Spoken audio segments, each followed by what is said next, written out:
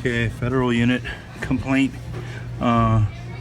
Sometimes it has a smell of melting, smoking stuff. So it might be.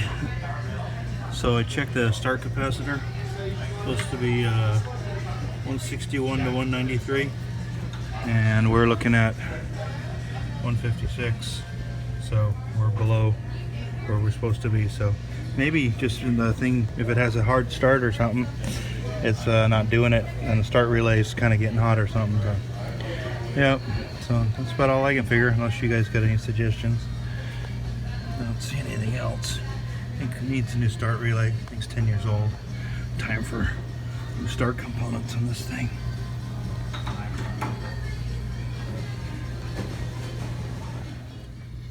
Okay, let's change some start components. Got some original start components for this thing. For this compressor.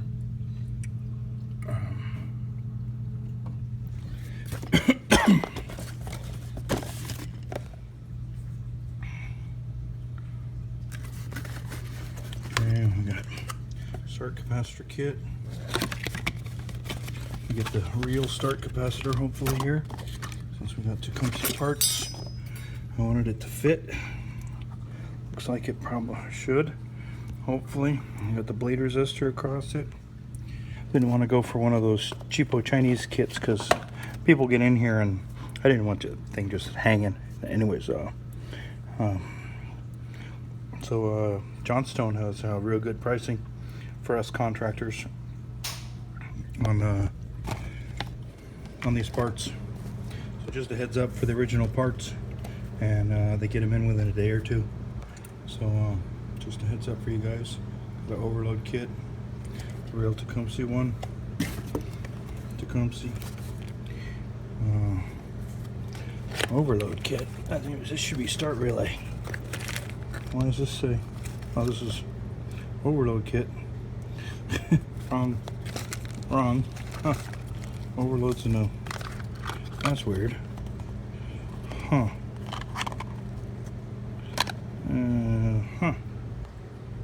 That's got me kind of worried that something's not going to be right here. Oh well. So is the fun of getting parts for equipment. And we got start relay.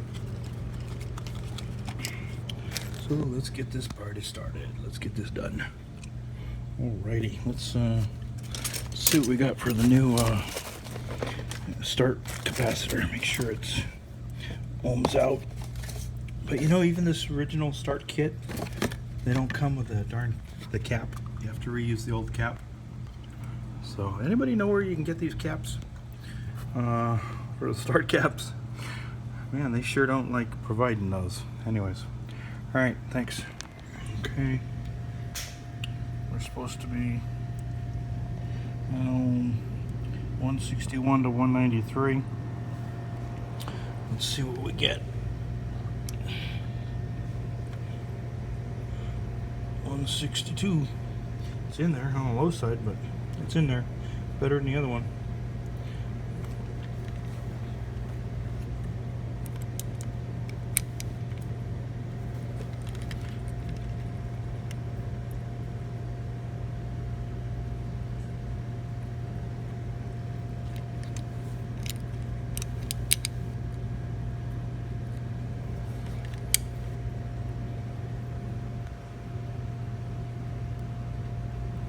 $62.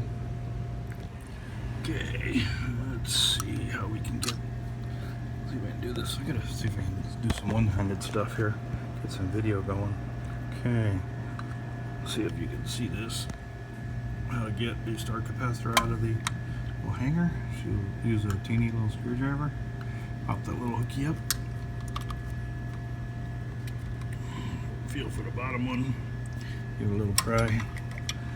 Comes out. Save that cap. Those are like liquid gold. Okay. Short capacitor. Woo! Glad I shorted that capacitor. Wonder if I got that on video. That thing didn't have a bleed resistor. Woo, doggies. Party time. Unit's off. Power is all turned off. I know I unplugged it, so. Anyways, I hope I got that on video. I'll have to see. Okay, I already checked the new capacitor. So the old capacitor does not have a bleed resistor on it. Let's see what it meters out to. Short. That's no good. Huh. 156. There we go. That's better. So we're supposed to be at 161 minimum, 156. That's why I'm changing it out. Okay.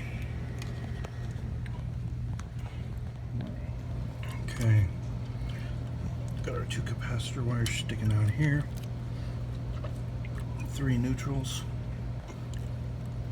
Here. Okay.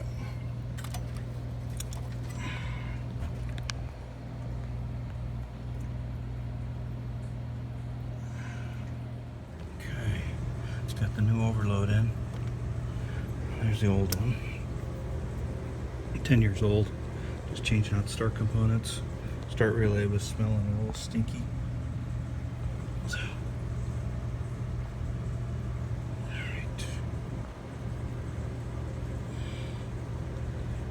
There's the original one, 10 years old. Doesn't look bad.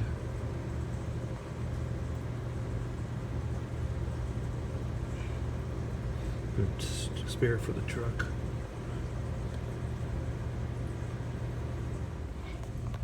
Okay, got the old start relay out.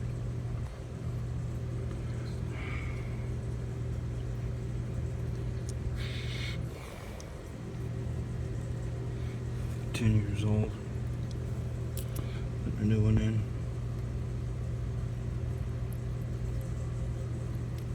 And a new start capacitor.